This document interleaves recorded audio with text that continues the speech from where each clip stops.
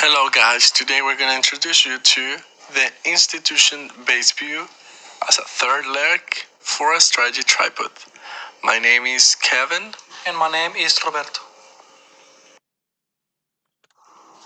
The third leg of the strategy tripod is institutional-based view, which will focus on the cultural differences and possibility in the broad view. It is beneficial to supplement the industry-based view and resource-based view. Institution-based view emerges as a major theoretical lens and paradigm in international management research. On one hand, economist Douglas North defines institutions as the humanly devised constraints and structure human interaction.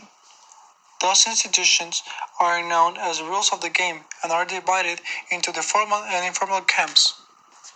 On the other hand, sociologist W. Richard Scott defines institutions as the regulative, normative, and cognitive structures and activities that provide stability and meaning to social behavior.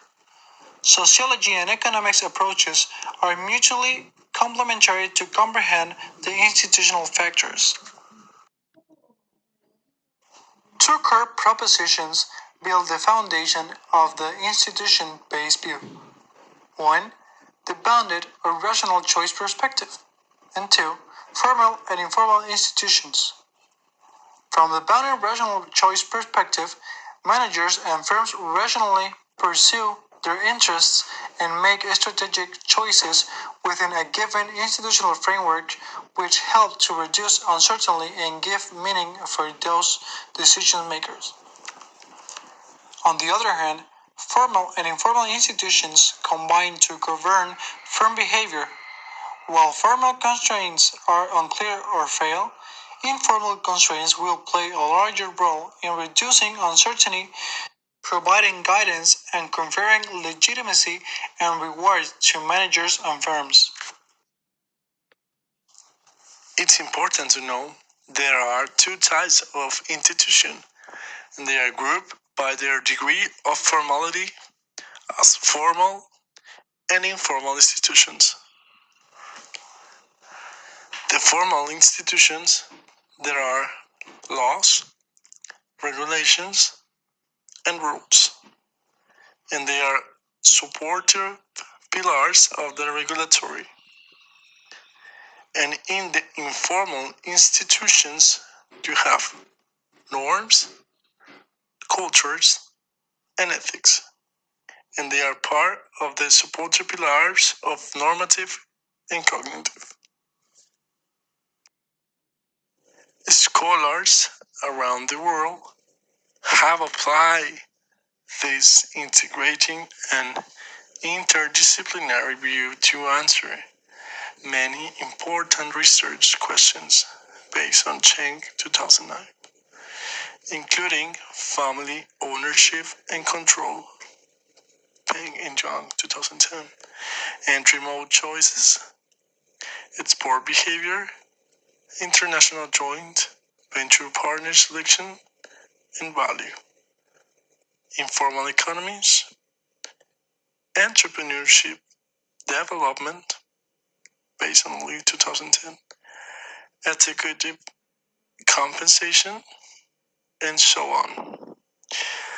The rising of institution-based view is accompanied with the research interests on emerging economies. Until about mid-90s, a market-based institutional framework has been taken for granted in developed economies, and formal institutions such as laws and regulations, and informal institutions such as norms have been assumed away as background, although culture is widely researched into international management based on Hofstede and Scott 2008-2007. However, this ignorance became deficiency when the management research radar starts to probe into the corporate landscape of emerging economies. A recent research trend also shows that the institution-based view significantly explains the management phenomenon, even that in developed economies. Incorporating the institution-based view makes international management research more insightful, realistic, and balanced.